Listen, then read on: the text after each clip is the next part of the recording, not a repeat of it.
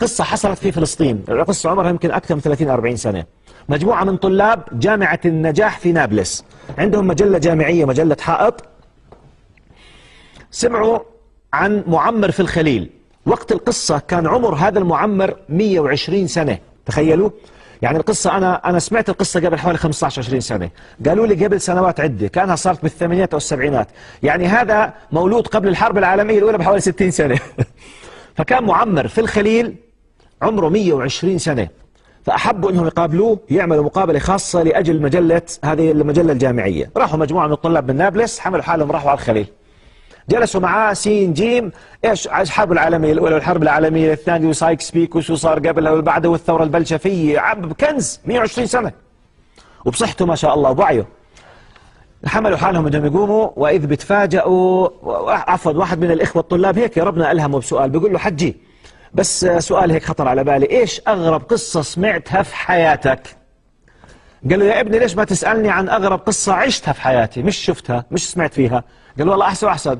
قال لهم اقعدوا، فرد جلسهم هذا المعمر الخليلي، جلسوا قال لهم يا اولادي الله يحفظكم، لما كان عمري 70 سنة تخيلوا يعني قبل 50 سنة قال لما كان عمري 70 سنة توفيت زوجتي الله يرحمها، وعمري 70 توفيت زوجتي، كان عندي 10 من الأولاد ذكورا وإناثا. تخيلوا عمره 70 وعنده 10 من الأولاد، يعني يمكن الصغير فيهم عمره 40 سنة. فقال توفيت زوجتي الله يرحمها، دفناها وجلسنا فترة كذا، قال فاشتم أولادي إني أنا عم بفكر بالزواج من وحدة أخرى، فلأنه ما عندي ناس، أنا جالس لوحدي، بدي وحدة تقاويني تدير بالها علي إلى آخره. طبعا نسيت أحكي لكم إنه هذا بين قوسين كان من ملاك الأراضي في الخليل، عنده دنومات إلها ما تعد.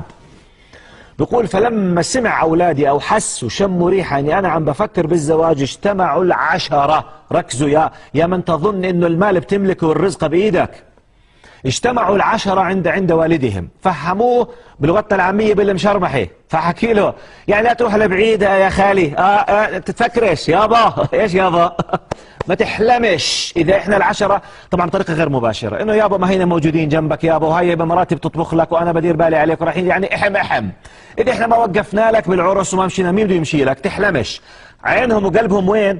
على الدنوات، بدهمش يجي وحدة ثانية تخلف لهم على قولتهم صراصير ويشاركوهم في الورثة، فيابا هينا واحم تحلمش، فمنعوه. نقول لهم يا جماعة فعلوا في هذا الفعل، منعوني من الزواج، وصلت لل80 بعد 10 سنين، هذا الكلام صار على 70، عنده 10 من الذكور والإناث، منعوه من الزواج. بيقول وصلت 80 والعشرة من أولادي وبناتي تحت الأرض، دفنتهم بيدي، كل متوسط 12 شهر يموت منهم واحد، ميت موت طبيعي. قال فمات العشرة كاملين، اللي عمره 45 واللي عمره 50 واللي عمره 36 ماتوا ذكورا وإناثا بإيدي. قال دفنتهم حطيتهم تحت الأرض. على 80 تزوجت، قال فرزقني الله من الزوجة الثانية ب10. تخيلوا على 80 تزوج ورزق ب10.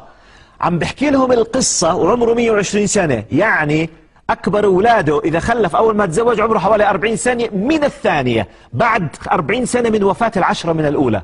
فتخيلوا هذول اللي إجوا منعوا والدهم من الزواج بحجة إيش؟ بقصد إيش؟ الدنومات، الرزقة، الفلوس، ما هي إلنا. إلك مين يا حبيبي؟ إيش اللي تملكه؟ والله يا إخوة أنا من كثر القصص اللي عندي كان نفسي حتى أوصل لمرحلة لو ضيق الوقت إني بس أضلني أحكي حتى ما أفتح مجال، من كثر ما الإنسان بده ينفجر من منع الحق. المال رزقة، اصحك تفكرها، أنت مؤتمن على المال، فاتق الله سبحانه وتعالى. وأختم لك أخي الكريم،